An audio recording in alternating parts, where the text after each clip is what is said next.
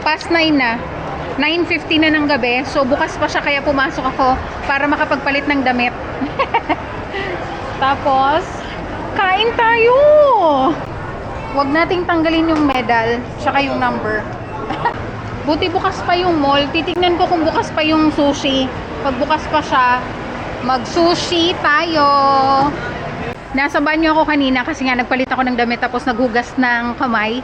Doon ko nakita ng maliwanag kasi yung banyo yung ilaw. Doon ko nakita yung buhok ko, ang pangit na. Wala pa tong 3 months. September, October, November. Magti 3 months pa lang to. Ang pangit na ng tubo. Kung saan na ngayon. Tapos patayo pa. So, paano nang gagawin? Ayan, hindi ko alam kung bukas pa sila. Baba ako. Are you still open?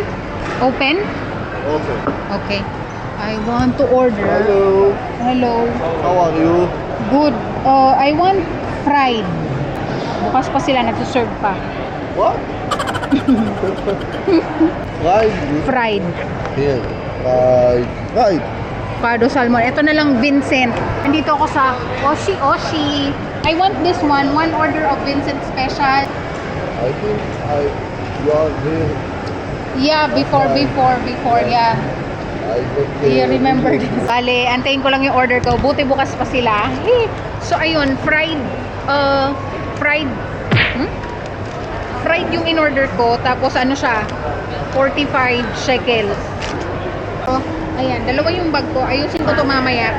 Pauwi na rin ako after. Suotin ko kaya ulit ang medal. Yeah, boy! Papansin lang yun. Joke lang. Ito palang suot ko. Ito yung running shirt na kasama nung tumakbo naman ako last year. Nung June 2024. Ito yung t-shirt niya.